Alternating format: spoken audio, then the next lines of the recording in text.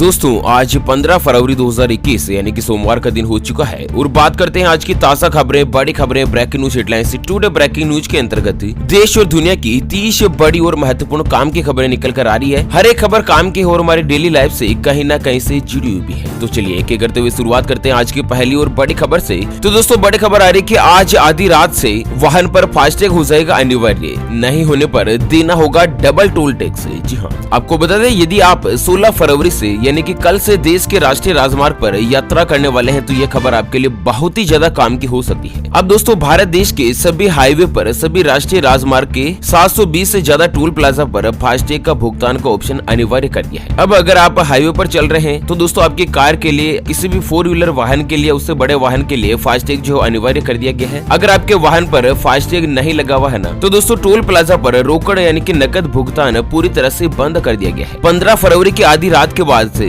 जिस वाहन पर फास्टैग नहीं होगा अब उसको दुगुना टोल टैक्स देना होगा। और साथ ही दोस्तों आपको बता दें कि केंद्रीय सड़क और परिवहन मंत्री नितिन गडकरी का कहना है कि फास्टैग अनिवार्य है और दोस्तों अब इसकी डेडलाइन आगे बढ़ने वाली नहीं है। ऐसा में अगर आपने अभी तक भी आपके वाहन पर फास्टैग नहीं लगवाया है तो दोस्तों आपको बता दें कि आप किसी भी नजदीकी बैंक की शाखा में जाकर या फिर दोस्तों पेटीएम से या फोन पे से या भीम से कहीं से भी आप ऑनलाइन जो है ना वो फास्टैग के लिए अप्लाई कर सकते हैं। दरअसल फास्टैग एक ऐसा सिस्टम है जिसमें अगर आप टोल टैक्स पर कोई भी वाहन निकालते हैं ना टोल प्लाजा पर तो आपको रुकने की जरूरत नहीं है और दोस्तों आपकी गाड़ी पर एक ऐसा स्टिकर लगा दिया जाता है जिससे टोल से जैसे दोस्तों आपकी गाड़ी निकलती है ना तो आपके अकाउंट से टोल के पैसे ऑटोमेटिकली कट जाते हैं। आपको वहाँ पर समय वेस्ट करने की जरूरत नहीं। चलिए अगली खबर सामने आ रही है कि ऑफिस में तय घंटों से 15 मिनट ज्यादा काम भी ओवर टाइम की श्रेणी में आएगा। लेबर कोड में हुआ है बड़ा बदलाव। जी हाँ, दरअसल अगले वित्त वर्ष से प्रस्तावित नए श्रम कानून को लेकर सरकार ने काम और भी ज्यादा तेज कर दिया है। न्यूज एजेंसी को मिली एक्सक्लूसिव जानकारी के मुताबिक सरकार जिस तरह से लेबर कोड में नए नियम का बदलाव कर रही है ना उसके मद्देनजर आपके ऑफिस में जो एक निश्चित तय समय के कार्य घंटे है, जैसे कि आपका ऑफिस टाइमिंग 10 बजे से लेकर 6 बजे का है और दोस्तों आप 15 मिनट भी ऑफिस में ज्यादा रुकते हैं ना तो इसे ओवर टाइम की श्रेणी में रखा जाएगा और कंपनी को कर्मचारी को दोस्तों इसके एवज में डबल सैलरी देनी होगी। और वहीं आपको बता दें दोस्तों कि नए लेबर कोड के अंतर्गत पीएफ और ईएसआई की सुविधा को अनिवार्य कर दिया गया है, यानी कि कर्मचारियों को पीएफ और ईएसआई सुविधा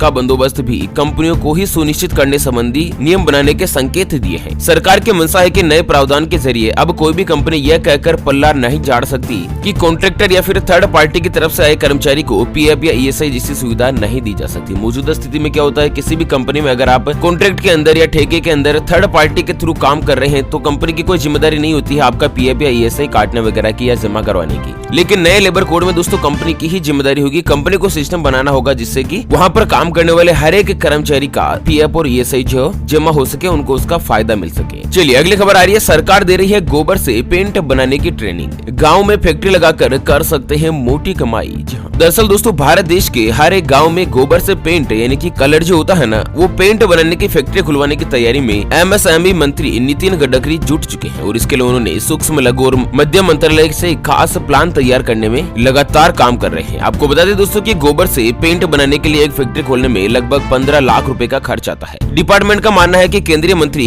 नितिन गडकरी का अपना सपना साकार हुआ तो हर एक गाँव में रोजगार के अवसर उपलब्ध होने से शहरों की तरफ से पलायन की समस्या खत्म हो जाएगी। दरअसल गोबर से बना प्राकृतिक पेंट लॉन्च होने के बाद डिमांड काफी तेजी से बढ़ी है। अभी जयपुर में ट्रेनिंग की व्यवस्था है और इतने एप्लीकेशन आए कि सबकी ट्रेनिंग भी नहीं हो पा रही है। 350 लोग फिलहाल वेटिंग लिस्ट में हैं। 5 से लेकर 7 दिन में ट्रेनिंग होती है। आपको बता दें दोस्तों कि उद्योग मंत्री नितिन गडकरी ने हाल ही में 12 जनवरी 2021 को खादी और ग्रामोद्योग आयोग की तरफ से गोबर से बना प्राकृतिक पेंट को लॉन्च किया। सबसे महत्वपूर्ण तो यह पेंट इको फ्रेंडली है। पहला ऐसा पेंट है जो कि विष रहित है, जिसमें जहर की मात्रा नहीं होती है, साथ ही फफूंद रोधी और जीवाणु रोधी वाला है। गाय के गोबर से बने और भारतीय मानक ब्यूरो से प्रमाणित यह पेंट जो है गंधहीन है, यानी कि इसमें किसी प्रकार की गंध वगैरह नहीं है। यह पेंट 2 रूपों में उपलब्ध है, डिस्टेम्पर और प्लास्टिक इपुलेशन पेंट के रूप में मार्केट में आया है। सबसे महत्वपूर्ण क्या है दोस्तों कि गोबर से पेंट की बिक्री बढ़ने के बाद गांव में गोबर की खरीद भी बढ़ जाएगी। खादी और ग्रामोद्योग आयोग के अधिकारियों के मुताबिक सिर्फ एक मवेशी के गोबर से दोस्तों किसान हर साल लगभग 30,000 रुपए कमाएंगे। अभी तक किसान गोबर का सिर्फ खेतों में खाद के रूप में ही इस्तेमाल कर रहे थे, लेकिन गांव-गांव में गोबर की फैक्ट्री खुलने के बाद दोस्तों इसको खरीदने का भी एक सिस्टम बन जाएगा। किसानों की इनकम भी बढ़ेगी और दोस्तों हर गाँव में रोजगार के साधन उपलब्ध होंगे। अगर आप भी गोबर की पेंट बनाने के लिए दोस्तों फैक्ट्री खोलना चाहते हैं तो 15 लाख रुपए का लगभग खर्चा आता है। आप हमें वीडियो के नीचे कमेंट बॉक्स में बता सकते हैं दोस्तों। खास आपके लिए एक अलग ही सेपरेट वीडियो बनाकर पूरी डिटेल जानकारी के साथ आपको यहाँ पर समझा दिया जाएगा कि किस तरह से कामकाज होता है, किस तरह से इसका सिस्टम चलता है, किस तरह से गोबर से दोस्तों पेंट बनाने का काम जो है प्रोसेसिंग के अंतर्गत आता है। चलिए अगली खबर आ रही है कि टेस्ला कर्नाटक में लगाएगी अपनी फैक्ट्री,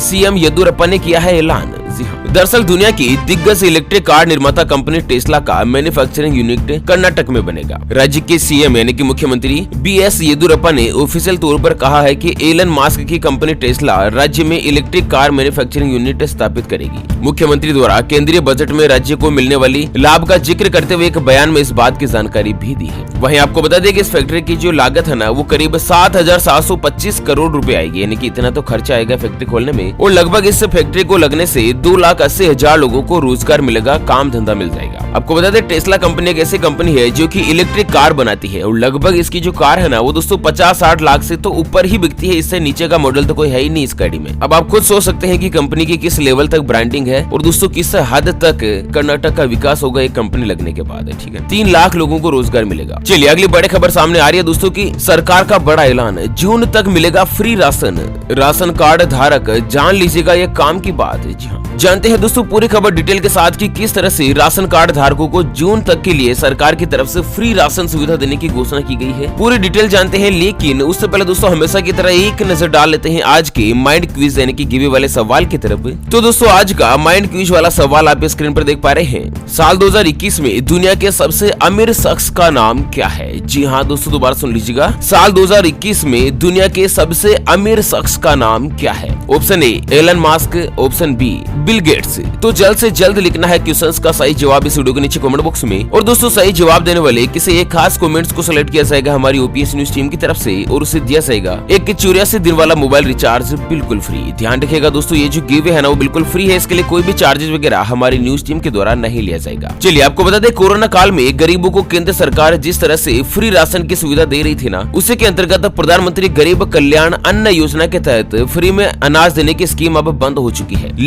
लेकिन कुछ राज्यों में फ्री राशन अब भी गरीबों को दिया जा रहा है। दरअसल पश्चिम बंगाल की मुख्यमंत्री ममता बनर्जी ने फ्री राशन देने की योजना साल 2021 तक के लिए बढ़ा दी है, यानी कि पूरे 2021 के लिए दोस्तों पश्चिम बंगाल में फ्री में गरीबों को राशन की सुविधा दी जाएगी। और इसी के साथ राजस्थान राज्य में भी बेसहारा और जरूरतमंद परिवार को खाद्य सुरक्षा कानून योजना के अंतर्गत एक बार फिर से बिल्कुल फ्री में 10 किलो गेहूं और प्रति राशन कार्ड 2 किलो चने का वितरण करने का काम राज्य सरकार कर रही है। और ये जो वितरण है ना वो राशन की दुकानों पर किया जा रहा है। और इसी के साथ दोस्तों हम आपको बता दें कि उत्तर प्रदेश, मध्य प्रदेश, हरियाणा, बिहार, झारखंड, उत्तराखंड और साथ ही दिल्ली एनसीआर में राशन कार्ड अपडेट को लेकर भी काम जारी है। यहाँ पर आपको बता दें दोस्तों कि 31 मार्च तक आपको अपने आधार कार्ड से राशन कार्ड को लिंक जरूर करवाना होगा, नहीं तो आपका राशन कार्ड ब्लॉक कर दिया जाएगा। 31 मार्च आपकी लास्ट डेट बन गई है। अच्छा, राशन कार्ड से जुड़ी अगर आपको कोई भी समस्या आती है तो आप 1967 यानी कि 1967 इस नंबर पर कॉल करके ज्यादा जानकारी हासिल कर सकते हैं। अच्छा, अगली बड़ी खबर आ रही है कि फिर से महंगी हुई रसोई गैस, कंपनियों ने जारी किया रेट लिस्ट। जी हाँ, दरअसल एलपीजी सब्सिडी पर जारी बहस के बीच एक बार फिर से भारतीय ऑयल मार्केटिंग कंपनियों ने घरेलू रसोई गैस की कीमत बढ़ा दी है। बिना सब्सिडी वाले रसोई गैस सिलेंडर की जो कीमत है वो अब 769 रुपए कर दी गई है और यह रेट देश की राजधानी दिल्ली के लिए जारी की गई है। वहीं आपको बता दें कि बिना सब्सिडी वाले रसोई गैस की कीमत 694 रुपए थी, लेकिन 4 फरवरी को एक बार फिर से सिलेंडर के रेट बढ़ा दिए गए थे। दिल्ली में कीमत 719 रुपए कर दी गई है। सब्सिडी वाले सिलेंडर की जो कीमत है ना वो लगभग 769 रुपए है। ये देश की राजधानी दिल्ली की कीमत है। कोलकाता में दोस्तों 745 रुपए के आसपास है, मुंबई में 719 रुपए है, चेन्नई में 735 रुपए के आसपास यहाँ पर एलपीजी सिलेंडर की कीमत है। आपको बता दें लगभग 10 दिन में 2 बार रेट बढ़ चुकी है और अब तक 75 रुपए महंगी हो चुकी है एलपीजी सिलेंडर। वैसे आप कौन से राज्य में रहते हैं, आपके राज्य का नाम हमें जरूर बताएगा ताकि आपके राज्य में अभी फिलहाल गैस सिलेंडर की रेट क्या है वो हम आपको रिप्लाई में दे सके। अच्छा, अगली बड़ी खबर आ रही है कि मंच पर बेहोश हुए गुजरात के मुख्यमंत्री, भाषण के दौरान चक्कर खाकर गिरे विजय रूपाणी, ब्लड प्रेशर कम होने की वजह से तबीयत बिगड़ी। आपको बता दें गुजरात के मुख्यमंत्री विजय रूपाणी जो है दोस्तों यहाँ पर कल रविवार को मंच पर भाषण देते वक्त बेहोश होकर गिर पड़े। वे निकाय चुनाव के लिए प्रचार करने बड़ोदरा के निजामपुर पहुंचे थे। यहाँ हुई सभा में मुख्यमंत्री चक्कर खाकर गिर पड़े। इसके बाद उनका कार्यक्रम रद्द कर दिया गया। डॉक्टरों ने रूपाणी को स्टेज पर ही फर्स्ट एड दिया और उसके बाद वे खुद सीढ़ियों से नीचे उतरे। आपको बता दें दोस्तों कि फिलहाल मुख्यमंत्री की सभी जांच रिपोर्ट्स नॉर्मल है और उनका ईसीजी और सीटी स्कैन भी किया गया है। इसमें चिंता की कोई भी बात नहीं है और मौजूदा स्थिति में दोस्तों अस्पताल में ही 24 घंटों के लिए डॉक्टरों की निगरानी में रखा गया है। चलिए अगली खबर आ रही है कि दिल्ली सरकार का बड़ा ऐलान, इलेक्ट्रिक ऑटो और ई रिक्शा के साथ ही ई कार्ड खरीदने पर मिलेगी तगड़ी सब्सिडी। तो दरअसल देश की राजधानी दिल्ली के द्वारा दिल्ली की ईवी नीति के अंतर्गत इलेक्ट्रिक तिपहिया ऑटो पर दी जा रही सब्सिडी उसकी कीमत को 26% तक कम करती है। यानी कि इलेक्ट्रिक तिपहिया ऑटो खरीद कर लगभग आप 29,000 रूपए हर साल के बचा सकते हैं। वहीं आपको बता दें कि दिल्ली सरकार ने दो पहिया वाहन के लिए यानी कि स्कूटी या फिर इलेक्ट्रिक बाइक के लिए भी सब्सिडी देने का ऐलान किया है। और जनता की जबरदस्त मांग को देखते हुए सरकार ने ई रिक्शा के ऊपर, जो 3 पहियों का ई रिक्शा चलता है ना दोस्तों, बैटरी से चलने वाला ई रिक्शा, उसके ऊपर 30,000 रूपए की सब्सिडी दे रही है। पुराने वाहन को या फिर ऑटो को दोस्तों स्क्रैप करने पर या डी रजिस्टर करने पर 7,500 रूपए की छूट प्रदान हो रही है। और उसके अलावा हर साल आपको 29,000 रूपए की बचत की प्रावधान भी यहाँ पर किए गए हैं। मतलब जिस तरह से RTO, रोड टैक्स वगैरह ये सब भी यहाँ पर नहीं देने पड़ेंगे। चलिए अगली खबर आ रही है कि राहुल गांधी ने किया चाय मजदूरों को 365 रूपए मजदूरी देने का ऐलान। कहा व्यापारियों से पैसा लेकर बढ़ाएंगे दिहाड़ी। तो आपको बता दें राहुल गांधी ने शिव सागर से चुनाव अभियान की शुरुआत करते हुए कहा गया कि दोस्तों असम में चाय मजदूरों को पार्टी के साथ जोड़ने की कोशिश की है। राहुल गांधी का कहना है कि असम में चाय मजदूरों को अभी रोजाना लगभग 167 रूपए मेहनत या मजदूरी के तौर पर मिलते हैं, लेकिन अगर कांग्रेस की सरकार बनी तो गांधी ने कहा कि मैं वादा करता हूं हम रोजाना चाय मजदूरों को 365 रूपए देंगे। तो इस तरह से उन्होंने ऐलान किया है। और इसी के साथ दोस्तों अगली और अंतिम खबर सामने आ रही है मौसम समाचारों को लेकर। तो दोस्तों उत्तराखंड में फिर होगी 3 दिन लगातार बारिश।